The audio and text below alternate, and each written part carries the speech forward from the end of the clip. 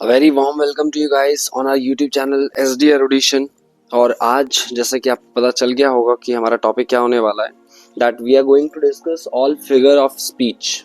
हम सारे के सारे फिगर ऑफ स्पीच को डिस्कस करने वाले हैं आज।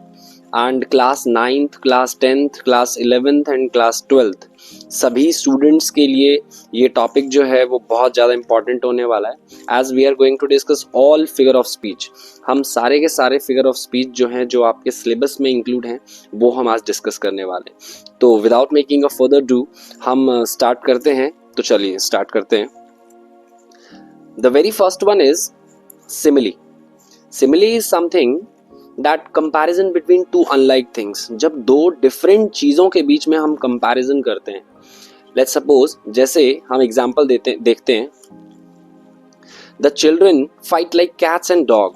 जब दो डिफरेंट चीज़ों के बीच में कंपैरिजन हम लाइक और एज का यूज़ करके करते हैं।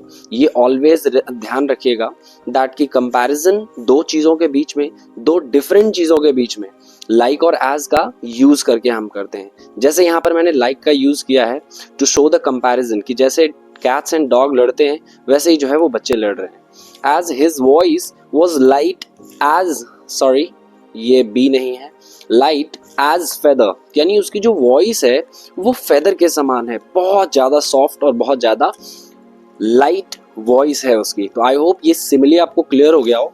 नेक्स्ट हम स्टार्ट करते हैं, नेक्स्ट देखते हैं metaphor. Metaphor is indirect comparison. जो हमने सिमिली डायरेक्ट कंपैरिजन पढ़ा था, ये मेटाफर इनडायरेक्ट कंपैरिजन होता है। इसमें बिना लाइक और एज का यूज किए हम कंपैरिजन करते हैं। जैसे that storm was a savage beast, कि ये जो स्टॉर्म है वो एक सेवेज बीस्ट की तरह है। अब ये कैसे, एक स्टॉर्म जो है वो सेवेज बीस्ट कैसे हो सकता है? तो यहाँ पर कंपैरिजन किया गया है स्टॉर्म और सेवेज बीस्ट के डिस्ट्रक्शन के बीच में। जैसे ये दोनों ही तबाही क्रिएट करते हैं, वैसे तो स्टॉर्म का डिस्ट्रक्शन जो है कंपैरिजन किया गया है सेवेज बीस्ट के डिस्ट्रक्शन से। ऐसे ही all the world is a stage, तो वर्ल्ड एक स्टेज कैसे हो सकता है? तो यहाँ पर वर्ल्ड का कंपैरिजन किया गया है स्टेज से। जैसे स्टेज पर आर्टिस्ट परफॉर्म करते हैं वैसे ही हम लोग, हम इंसान जो है वो यहाँ दुनिया में परफॉर्म कर रहे हैं, अपने अपने काम, अपने अपने टास्क को कंप्लीट कर रहे हैं। तो यहाँ पर वर्ल्ड का कंपैरिजन किया गया है स्टेज से, वो भी डायरेक्टली विदाउट यूजिंग लाइक और एज, इसलिए इसे इनडायरेक्ट कंपैरिजन भी हम लोग कहते हैं। तो आई होप ये क्लियर हो गया हो। Next is symbolism. Symbolism is something कि हर एक पोएम में एक ऐसा लिटरेरी डिवाइस होता है जो उसके एलिमेंट्स को सिंबलाइज करता है कि एक्चुअल में वो बात कहना क्या चाहता है। जैसे अगर मैं बोलूं किसी पोएम में स्टैचू ऑफ लिबर्टी का इस्तेमाल किया गया है, तो स्टैचू ऑफ लिबर्टी जो है वो फ्रीडम को डिनोट करता है। तो ऐसे ही बहुत सारे एलिमेंट्स हैं जिनका इस्तेमाल हम करते हैं चीज को सिंबलाइज करने के लिए। बहुत सारी ऐसी चीजें हैं। देखिए जरा नेक्स्ट देखते हैं दैट रोजेस। जैसे रोजेस अगर पोएट ने इस्तेमाल किया है पोएम में, तो रोजेस जो है वो डिनोट करते हैं रोमांस को। रोजेस सिंबलाइज करते हैं रोमांस को। रेनबो सिंबलाइज करता है होप को। तो आई होप ये क्लियर हुआ हो कि कोई भी एलिमेंट जब किसी पर्टिकुलर चीज को सिंबलाइज करता है तो वो सिंबॉलिज्म होता है, और ये ऑलमोस्ट हर पोएम में हमें देखने को मिलता है। तो चलिए अगला देखते हैं, repetition. Now repetition is what? Repetition is कि स्टार्टिंग साउंड जब दो या दो से ज्यादा शब्दों में रिपीट हो। मैं साउंड की बात कर रहा हूं। ऑलवेज रिमेंबर साउंड और वर्ड में डिफरेंस होता है, साउंड और वर्ड में। तो we are going to discuss sounds, कि जब दो या दो से ज्यादा वर्ड्स में सेम साउंड रिपीट हो तो उसे हम एलिट्रेशन कहते हैं। जैसे सिल्की स्नेक्स, देखिए यहाँ पे स और स का साउंड जो है वो रिपीट हो रहा है दो या दो से ज्यादा वर्ड्स में। सिल्की स्नेक स्लिदर्स, तो यहाँ पर एलिट्रेशन का यूज होता है एंड सॉरी हुआ है, and it is already seen, और आपको पता भी चल गया होगा कि ये जो है वो एलिट्रेशन है। अगला देखिए जेंटल जाइंट ग्लाइड, तो यहाँ पे ज का जो साउंड है वो रिपीट हो रहा है, तो that is why it is an alliteration. ये एक एलिट्रेशन है, यहाँ पर एलिट्रेशन का यूज किया गया है। तो आई होप ये क्लियर हुआ हो। Now come to assonance. Assonance is what? जैसे एलिट्रेशन होता है ठीक वैसे ही एसोसेंस भी असोनेंस भी होता है। असोनेंस इज व्हाट? एसोनेंस जो है that is repetition of vowel sound. जब दो या दो से ज्यादा वर्ड्स में या नियर अबाउट वर्ड्स में repetition of vowel sound in two और मोर वर्ड्स और नियर अबाउट, दो या दो से ज्यादा शब्दों में या उनके आसपास के शब्दों में जब वॉवल साउंड रिपीट हो तो उसे हम एसोनेंस कहते हैं। जैसे देखिए रेन स्पेन, तो यहाँ पे ए का जो साउंड है वो रिपीट हो रहा है, ये ध्यान रखिए। तो रेन स्पेन ए, तो वॉवल साउंड को फोकस करना है, वो होता है हमारा एसोनेंस। जैसे फेस द पेस, यानी यहां पर भी हमने ए और ए का इस्तेमाल जो है वो किया है। Next is consonance. Now consonance पर फोकस करना है हमें, दैट की कॉन्सोनेंस क्या होता है? Repetition of consonant sounds. जब दो या दो से ज्यादा वर्ड्स में कॉन्सोनेंट का साउंड रिपीट होता है तो उसे हम कॉन्सोनेंस कहते हैं।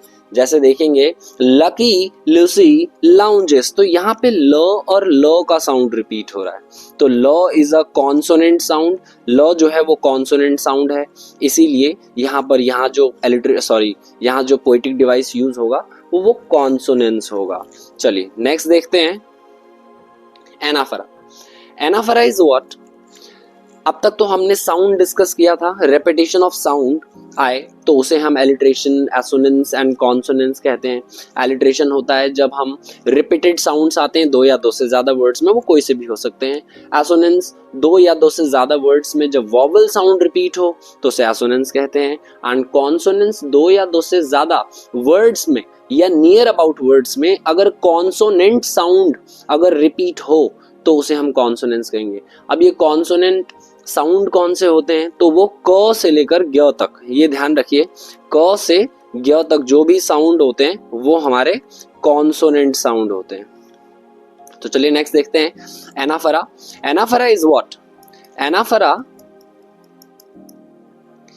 एनाफरा क्या होता है कि अब वर्ड जब दो या दो से ज्यादा लाइंस में स्टार्टिंग वर्ड सेम हो, ये फोकस करिएगा, दो या दो से ज्यादा लाइंस में जब स्टार्टिंग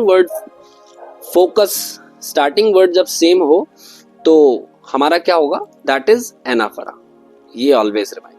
देखिए जैसे I am the master of my fate, I am the captain of my soul, तो यहाँ पर आई एम द और आई एम द जो है ये रिपीटेड है, इसीलिए यहाँ पर एनाफरा का इस्तेमाल हुआ है। तो नेक्स्ट देखते हैं epistrophe. Now epistrophe is what? Anaphora दो या दो से ज्यादा लाइन के स्टार्टिंग वर्ड को डिनोट करता है, वैसे ही एपिस्ट्रफे जो है वो दो या दो से ज्यादा लाइंस के लास्ट वर्ड्स को क्या करता है? डिनोट करता है। जैसे देखिए यहाँ पर दे सा नो इविल, यहाँ पर नो इविल रिपीट है, यहाँ पर भी नो इविल रिपीट है और यहाँ पर भी नो इविल रिपीट है। तो दो या दो से ज्यादा लाइंस के जब लास्ट वर्ड रिपीटेड हो तो वो होता है हमारा एपिस्ट्रफे। तो आई होप ये क्लियर हो। Now come to repetition.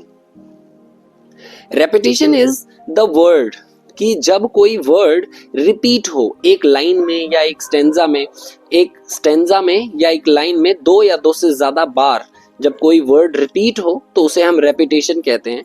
जैसे टाइम आफ्टर टाइम, देखिए यहाँ पे टाइम को दो बार लिखा गया है तो ये रेपिटेशन है।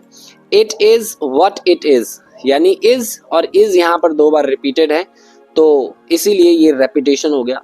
तो दो या दो से ज्यादा बार कोई भी वर्ड अगर एक लाइन में रिपीट होती है या एक स्टेंजा में रिपीट होता है तो उसे हम क्या कहते हैं? रेपिटेशन कहते हैं। Now come to the next one which is refrain. अब refrain is what? Refrain often हम देखते हैं कि जो हमारे सॉन्ग्स होते हैं, सॉन्ग्स में ये इसका इस्तेमाल होता है बहुत ज्यादा, क्योंकि इसमें पूरी लाइन रिपीट होती है। हमने स्टार्टिंग में पढ़ा रेपिटेशन ऑफ साउंड, फिर हमने रेपिटेशन ऑफ वर्ड्स के बारे में पढ़ा, और अब जो है वो रेपिटेशन ऑफ लाइन, एक ही लाइन जब बार बार रिपीट हो तो उसे हम रेफ्रेन कहते हैं। जैसे देखिए Once I heard an angel singing, और यहां पर भी Once I heard an angel singing, तो एक ही पोएम में एक लाइन जो है वो 2 बार या 2 से ज्यादा बार रिपीट हो जाए तो उसे हम रेफ्रेन कहते हैं। Next is transferred epithets. Transferred epithets, epithets जो है वो एक टाइप का एडजेक्टिव भी होता है, तो ये ध्यान रखिएगा। ट्रांसफर्ड एपिथेट्स मींस कि जब when an adjective describes a noun other than the person और thing it is actually describing. इसका मतलब है दैट कि जब एक नाउन या कोई एडजेक्टिव किसी नाउन को डिनोट करे या उसके बारे में डिस्क्राइब करे तो हम क्या करते हैं कि उसको ट्रांसफर कर देते हैं किसी और नाउन पर। जैसे अनहैप्पी मैरिज। अब मैरिज अनहैप्पी कैसे हो सकती है? ठीक है, उसमें रहने वाले लोग जो हैं, जो स्पाउस हैं, हस्बैंड वाइफ, वो अनहैप्पी हो सकते हैं, मैरिज थोड़ी अनहैप्पी होती है। Next is the day was boring. अरे हर दिन एक जैसा होता है। डे किसी के लिए एक्साइटिंग होगा, किसी के लिए बोरिंग होगा। तो हमने कुछ ऐसा नहीं किया, कुछ फ्रूटफुल नहीं किया, तो हमने क्या कर दिया, वो जो बोर्डम है वो दिन के ऊपर डाल दिया कि दिन ही बोरिंग था। हम बोरिंग नहीं थे, दिन ही बोरिंग था। अरे हमने कोई काम नहीं किया, दिन तो एक जैसा ही है, कल भी ऐसा ही होगा और आज भी ऐसा ही है। हो सकता है थोड़ा मौसम चेंज हो, बट दिन एक जैसे हैं। किसी के लिए वही दिन जो है वो एक्साइटिंग होगा और किसी के लिए वही दिन क्या होगा, बोरिंग होगा। तो हम जो है वो हमारे एक्शंस पर डिपेंड करता है, that day remain same. Next is oxymoron. Oxymoron is when we write two opposite words all together। जब हम दो opposite words को एक साथ लिखते हैं सेंटेंस में, कभी भी आप देखिएगा, जैसे deafening silence की एक ऐसा साइलेंस जो बहरा कर दे। अब बहरा क्या करेगा, साइलेंस तो कर नहीं सकता, बहुत ज्यादा शोर शराबा ही हमें डेफन करेगा, यानी हमारे बहरा कर देगा हमें। ओके, तो deafening silence are two opposite words जो एक साथ लिखे गए हैं, इसीलिए ये ऑक्सीमोरोन होगा। जैसे ups and down. Now ups and down, उतार चढ़ाव हमारे लाइफ में चलते रहते हैं। बिटर स्वीट, कुछ खट्टी मीठी यादें। तो two opposite words whenever they are written all together it will be called oxymoron. वो ऑक्सीमोरोन होगा जब भी कोई दो ऑपोजिट वर्ड्स सेंटेंस में एक साथ लिखे जाते हैं तो उन्हें हम ऑक्सीमोरोन कहते हैं। आई होप ये क्लियर हो गया हो आपको। Next is antithesis. अब ऑक्सीमोरोन में टू ऑपोजिट वर्ड्स एक साथ लिखे जाते हैं, लेकिन एंटीथेसिस दो ऑपोजिट आइडियाज को दिखाता है और एंटीथेसिस को ही हम पैराडॉक्स भी कहते हैं। आपने सुना जरूर होगा पैराडॉक्स। जब दो ऑपोजिट आइडियाज को एक साथ लिखा जाए तो उसे हम क्या कहते हैं, पैराडॉक्स या एंटीथेसिस। जैसे it was the best of times and it was the worst of time, यानी एक ही सेंटेंस में उसने दो चीजें बता दी। दो ऑपोजिट लाइंस हैं, ये देखिए, दो ऑपोजिट वर्ड्स नहीं, दो ऑपोजिट लाइंस की। एक जो है समय, अच्छे समय को दर्शा रहा है और एक हमें बुरे समय को दर्शा रहा है। तो दैट इज योर एंटीथेसिस। जब एक ही लाइन में दो ऑपोजिट सेंटेंसेस आपको दिखें तो वो एंटीथेसिस होगा या हम पैराडॉक्स कह सकते हैं। जैसे देखिए, दिस आइसक्रीम इज गुड। पहली लाइन में तो बताया जा रहा है कि आइसक्रीम बहुत अच्छा है, फिर उसके बाद दूसरी लाइन में उसने बताया कि अरे यार ये इसकी बुराई भी बहुत ज्यादा है और हमारी तबीयत खराब हो जाती है या ये हेल्थ के लिए अच्छा नहीं है। Next is hyperbole. Hyperbole is what, when things are presented in magnifying manner. इसका मतलब है कि पोएट बहुत बार रीडर्स का अटेंशन ग्रैब करने के लिए बहुत सारी ऐसी चीजें लिख देता है या बता देता है जिससे एग्जैजरेशन क्रिएट होता है। एग्जैजरेशन मतलब बढ़ा चढ़ाकर जब हम बातें करते हैं, बढ़ा चढ़ाकर बोलना, उसे ही एग्जैजरेशन कहते हैं। जैसे देखिए सेंटेंस देखते हैं, आई एम सो हंग्री। मैं इतना भूखा हूं कि मैं एक पूरा का पूरा घोड़ा खा सकता हूं, लेकिन हम घोड़े को तो नहीं खा सकते। इतना खाना, इसका मतलब है कि मैं बहुत खाना खा सकता हूँ, इतना हंग्री हूँ। लेकिन इसने कुछ ज्यादा ही एग्जैजरेट कर दिया और इतना पॉसिबल नहीं है, लेकिन ये रीडर्स के अटेंशन को ग्रैब करने के लिए काफी है। तो पोएट इसका यूज इसीलिए करते हैं ताकि वो रीडर्स का अटेंशन ग्रैब कर सके। अब देखिए, I have told you 20,000 times cry me a river, कि मतलब मैं इतना रो सकती हूँ कि पूरा का पूरा नदी बहा सकती हूँ। तो ऐसा संभव नहीं है, और हम 2 बार, 10 बार, 15 बार बता सकते हैं, लेकिन 20,000 बार नहीं बता सकते। तो ये कुछ ज्यादा एग्जैजरेशन हो जाता है, इसे ही हम हाइपरबोले कहते हैं। Next is inversion. इन्वर्जन को ही हम हाइपरबेटन भी कहते हैं एंड पोएटिक लाइसेंस भी कहते हैं। ये ध्यान रखिएगा। पोएटिक लाइसेंस, हाइपरबेटन एंड इन्वर्जन एक ही चीज है। तो इसका यूज होता है जब पोएट के पास ये लाइसेंस है कि वो राइम बनाने के लिए क्या कर सकता है, सेंटेंस के सिंटेक्स को चेंज करता है, यानी ऑर्डर को चेंज करता है सेंटेंस के। जैसे देखिए, cool was the summer breeze, the summer breeze was cool नहीं, इन्होंने क्या कर दिया, इसके सिंटेक्स को चेंज कर दिया। ये यहां आना चाहिए था, लेकिन इन्होंने क्या कर दिया, पहले लिख दिया। तो जब भी हम सिंटेक्स को चेंज करते हैं, आगे पीछे ऑर्डर को चेंज कर देते हैं, तो that is called inversion. Next, 10,000 I saw at once, ये डैफोडिल्स पोएम की है, जहां पर 10,000 देखिए ये बाद में आना चाहिए था, बट इन्होंने पहले लिख दिया है, यानी ऑर्डर को चेंज कर दिया। तो ऑर्डर चेंज करने पर हमारा क्या हो जाएगा, इन्वर्जन हो जाएगा। आई होप ये क्लियर हो आपको। नेक्स्ट हम आते हैं पन। पन इज व्हाट? पन को अ जोक यूजिंग वर्ड्स और play with words to create comedy. मतलब पोएट पुराने समय में जब हम इंग्लिश लिटरेचर में जोक लिखा करते थे तो डायरेक्टली जोक नहीं करते थे, वो कुछ ऐसे शब्दों का इस्तेमाल करते हैं जिससे ह्यूमर क्रिएट होता है, कॉमेडी क्रिएट होता है। और कभी कभी एक ही वर्ड जो है वो दो से ज्यादा सेंस देते हैं, लेकिन कुछ अलग तरह से सेंटेंसेस जो हैं वो फ्रेम किए जाते हैं। जैसे देखिए, the cyclist was too tired to win the race. अब यहाँ पे इस टायर्ड का मतलब है, ये जो टायर्ड है ना, ये साइकिल के लिए किया गया है कि साइकिल के दो पहिए होते हैं, राइट? तो वो जो साइकिल का दो पहिया था उसको दर्शाया गया है, स्पेलिंग इसलिए ये टायर वाला दिया गया है। लेकिन यहाँ कहने का जो ये मतलब है कि वो जो साइकिलिस्ट है वो बहुत ज्यादा टायर्ड हो गया है। To tired, to tired, to tired, कि वो इतना ज्यादा थका हुआ है कि अब जीत नहीं सकता वो रेस, ठीक है? तो ये दिखाया गया। Atheism is non profit institution. Atheism एक बिलीफ है, जो भगवान में नहीं मानते उन्हें एथिस्ट कहा जाता है।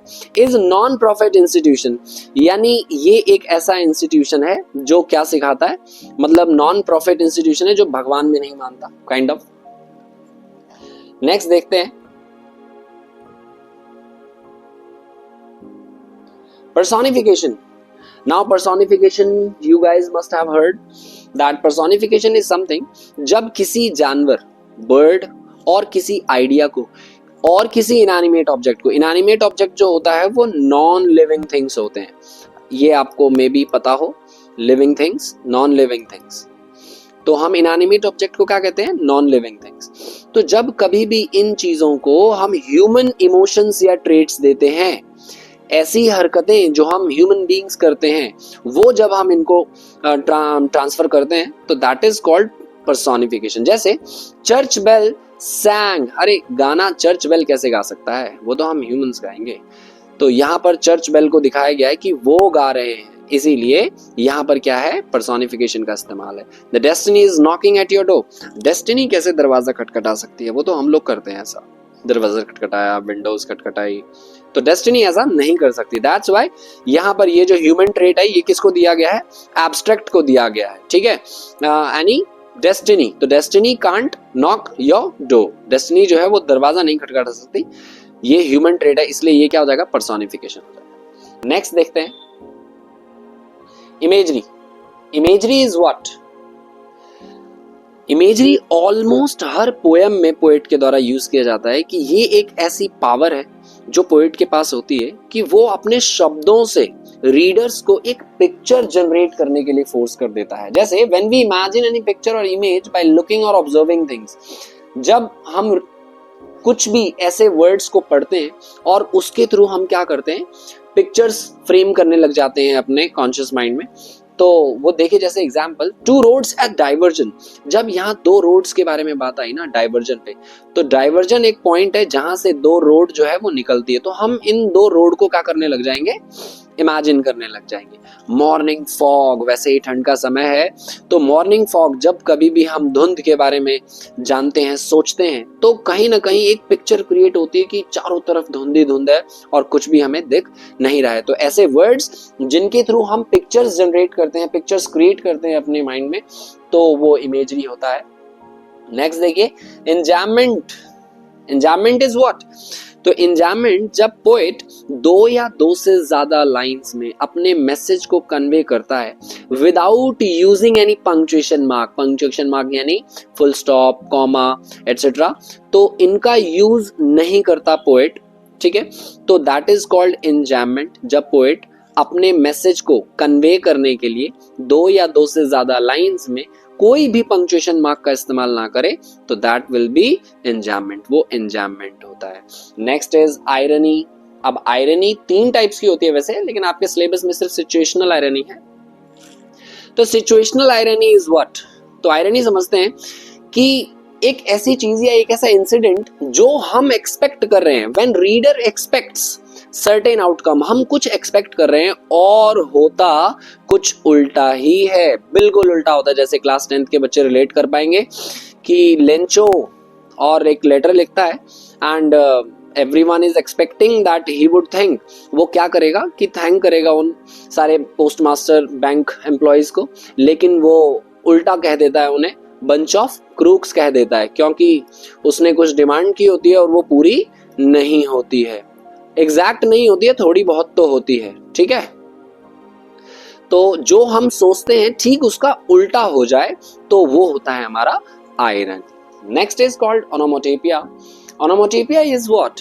कि जब कभी भी whenever a sound of anything gives a sense, कि कभी भी पोएट जब कोई साउंड यूज करे किसी भी पोएम में, लाइंस में, तो वो ओनोमोटोपिया हो जाता है। जैसे हिसिंग ऑफ स्नेक्स, स्नेक्स के साउंड को hissing, jingling of bells, murmuring of bees, तो साउंड को डिनोट करना ही ओनोमोटोपिया कहलाता है। तो आई होप ये सारे के सारे पोएटिक डिवाइस आपको क्लियर हो गए हों एंड इसकी रिवीजन करें अच्छे से और अच्छे से एग्जाम्स में इनके आंसर्स करें। थैंक यू सो मच, मिलते हैं हम लोग अगले वीडियो में।